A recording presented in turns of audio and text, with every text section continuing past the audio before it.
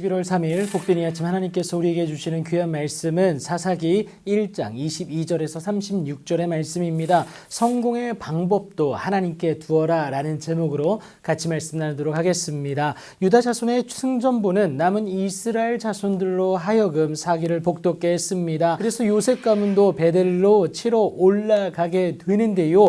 유다 자손들 때와 마찬가지로 여호와께서 그들과 함께 하십니다. 그런데 하나님의 함께 하심에 은혜를 온전히 누려내지를 못하는 안타까운 사건이 발생하는데요. 요셉 가문의 정탐꾼들, 그러니까 베드를 정탐하게 하였는데 이 정탐꾼들이 그 성읍에서 한 사람이 나오는 것을 보고는요, 그에게 한 가지를 청하게 됩니다. 이 성읍의 입구를 우리에게 보이라는 거예요. 그리하면 너희들이 이 비밀 통로를 알려주면 우리가 너희를 선대하겠다. 그 사람이 그래서 성읍의 입구를 알려주게 됩니다. 그리고는 하나님의 말씀대로 이 요셉 자손들이 칼날로 그 성읍을 쳤지만 성읍의 입구를 가르쳐준 그 사람과 그의 가족을 돌려보내게 됩니다. 약속대로 선대한 것이죠. 하지만 하나님의 말씀에는 불순종하는 결과를 낳고 맙니다. 사실 정탐꾼들은 현지인에게 묻지 않고도 하나님을 의지하여서 충분히 그 성읍의 입구를 찾아낼 수 있었습니다. 하나님께 묻기는커녕 하나님을 자신들의 생각으로 재단한 것이죠. 무시한 겁니다.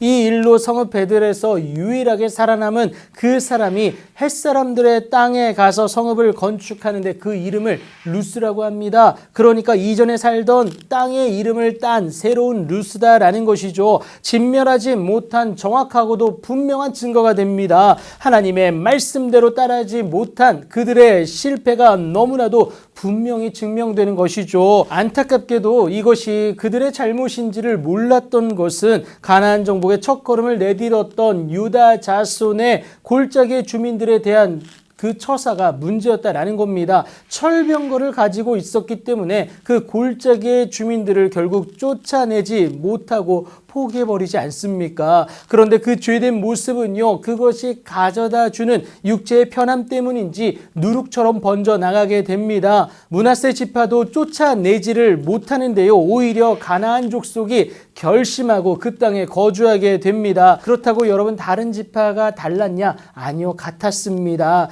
29절부터 33절에 나오는 에브라임 지파, 스불론 지파, 아셀 지파, 그리고 납달리 지파까지 동일하게 쫓아내지 못하는 안타까운 상황을 맞이하게 됩니다. 그런데 더 가관인 상황이 연출되는데 단 지파예요. 아모리 족속이 단 자손을 산지로 몰아놓고 골짜기에 내려오기를 용납하지 않습니다. 오히려 쫓겨 올라가는 그 안타까운 상황을 맞이하게 되는데요. 하나님의 말씀을 이루어가기는커녕 세상에 힘없이 무너진 것인데요. 주의 말씀을 가벼이 여긴 결과다라는 겁니다. 그리고 이러한 모습은 우리에게 올무와 덫이 되어 채찍과 가시가 될 뿐인데요. 이스라엘 자손들에게도 그랬다라는 것이죠. 그래서 우리는 오늘도 주의 말씀을 엄중하게 받아들이는 그 모습이 요구되어진다라는 것 여러분 기억하시기 바랍니다. 그렇지 않으면요, 하나님의 약속은 내게서 이루어질 수 없을 뿐만이 아니라 이스라엘에서 없어진 지파와도 같아진 상황이 찾아올 수밖에 없다라는 것이죠. 이 모든 것은 내 생각과 알량한 경험으로 하나님을 규정한 탓이다라는 것을 기억하셔야 합니다.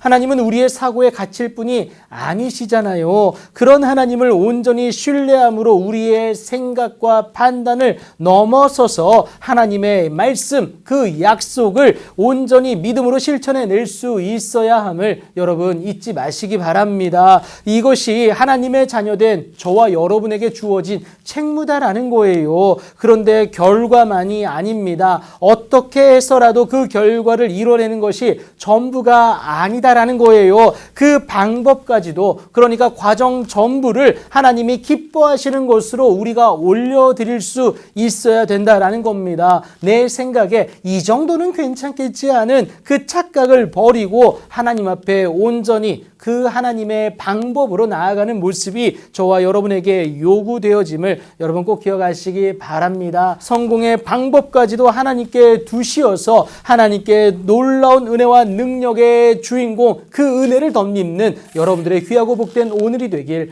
예수님의 이름으로 축복합니다.